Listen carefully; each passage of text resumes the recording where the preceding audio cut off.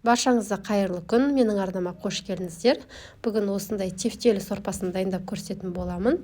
Дәмді әрі жеңіл тағамдардың бірі, міндетті түрде жасап көруге кеңес беремін. Ал ендеше ең бірінші кезекте пиязымызды майда етіп, фаршқа қосқанға тура болатын боламыз. Фаршымыздың үстіне жаңағы пиязымызды қосамыз. Жарты пиала жуылған күрішімізді қосып, бір жұмыртқамызды қосып, дәміне қарай тұзымызды, бұрышымызды қосып, жақсылап араластырып алатын боламыз. Достар, әр аптада шығатын менің жаңа видеоларымды жіберіп алмас үшін менің арнама міндетті түрде тіркеліп, лайк басып, комментарий қалдырып кетуді ұмытпаңыздар. Және де фарштарымызды осылай бір-біртіндеп домалатып алатын боламыз. Сәбізімізді осындай теркадан өткізіп алатын боламыз. Бәрін дайындап қоямыз. Бұл сорпаны қуырудың қажеті жоқ. Картошкамызды да үлкендеу етіп турап дайындап алатын боламыз. Жасалу жолы өте оңай, бәрін сала саласыздар.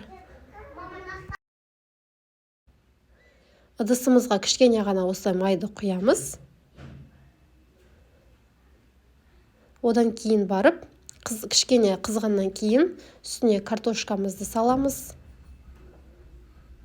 Картошканың үстіне жаңағы тефтелиларымызды салып аламыз.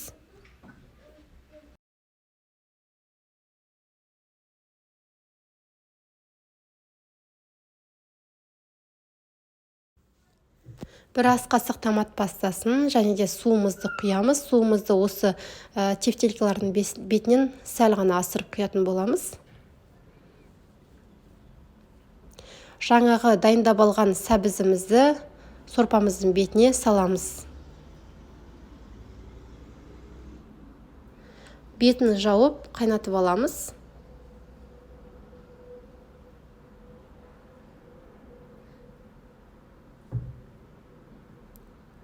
Осылай қайнап шыққаннан кейін бетіндегі көбіктерін алып, орташадан төмен отқа 30-35 минут шамасында сорпамызды пісіріп алатын боламыз.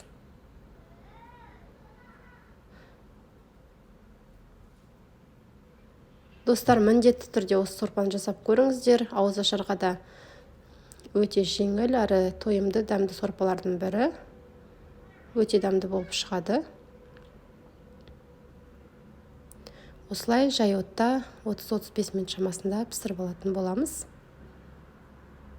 Ыдыстарымызға құйып ұсына береміз. Қалауларыңызша бетіне ас көкті сеуіп ұсынсаңыздар да болады. Сіздермен болған Айсұлу.